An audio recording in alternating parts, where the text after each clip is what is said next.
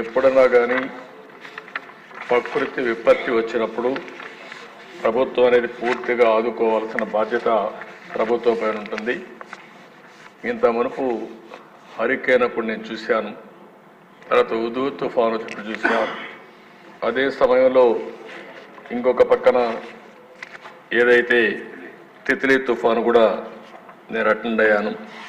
ఈ 3-4 తుఫాన్లు చూసిన తర్వాత అధ్యక్ష, ఇప్పుడు కూడా ఈ 5-6 జిల్లాలో వచ్చిన విపత్తు వల్ల ఇమీడియట్గా తాత్కాలికంగా వాళ్ళకి ఇవ్వాల్సిన గ్రాంట్ ఇది కూడా రిలీఫ్ ఇవ్వాలి. అందుకని ఈ సభ ద్వారా వారందరికీ హామీ ఇస్తున్నా, ప్రతి ఒక్క కుటుంబానికి, నష్టపోయిన కుటుంబాలకి 25 కేజీల బియ్యం, 1 కేజీ పప్పు, 1 litre palm oil, 1 KG potato, 1 KG ఉల్లిపాయలు ఇస్తున్నాయి.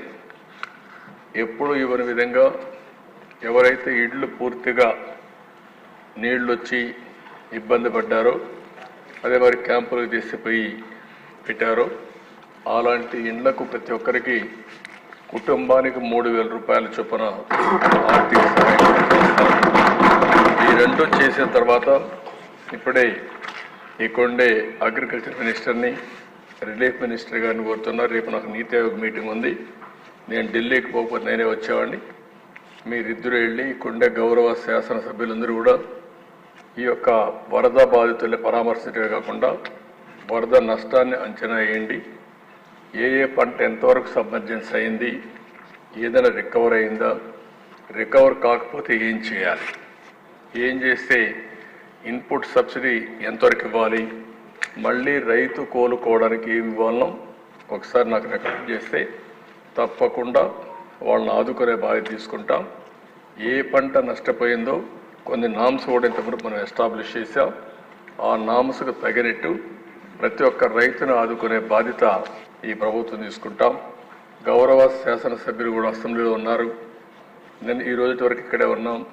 ఈ మధ్య వచ్చిన వరదలు కానీ మామూలుగా ఇక్కడ వచ్చిన వరదల కంటే పైన పడిన వర్షాల వల్ల ఎక్కువ నీళ్లు రావడం, గోదావరి ప్రాంతాల్లో ఎక్కువ గురయ్యే పరిస్థితి వచ్చింది. ఏదేమైనా ప్రతి ఒక్కరిని పరామర్శించే బాధ్యత మంది. మీరు ఫీల్డ్కి వెళ్ళండి, వాళ్ళకు అండగా ఉండండి. అదే మరి మంత్రులు కూడా వస్తారు. అదే మరి ఆ జిల్లా మంత్రులు కూడా సమీక్షలు చేసుకుని మీ జిల్లాలో ఉండే పంట నష్టం పూర్తి వివరాలు అందజేయండి. వాళ్ళందరికీ న్యాయం చేసే బాధ్యత ఈ ప్రభుత్వం తీసుకుంటామని చెప్పి తెలియజేసుకుంటూ, ఇప్పటికే నామ్స్ ఉన్నాయి. అవసరమైతే ఇప్పుడుండే నామ్స్ కంటే ఎక్కువ ఇవ్వడానికి ఎన్ని కష్టాలున్నా పర్వాలేదు.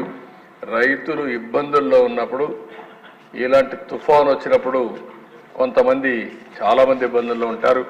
అప్పుడే ప్రభుత్వం యొక్క సమర్థత, ప్రభుత్వం యొక్క ఉదారత రెండు తేలుతాయి. కాబట్టి నేను ఒకటే చెప్తున్నా, వరదలు వచ్చినప్పుడు కానీ, కరువు వచ్చినప్పుడు కానీ, తుఫాను వచ్చినప్పుడు కానీ ఈ ప్రభుత్వం ఇంతవరకు చేసి చూపించాం. మళ్ళీ అన్ని విధాలు ఆదుకుంటాం. ఇద్దరు మంత్రులు కూడా వెళ్ళి, ఆ జిల్లా మంత్రులు వెళ్ళి మొత్తం వాళ్ళు పరామర్శించి జరిగిన నష్టం పంపేయండి.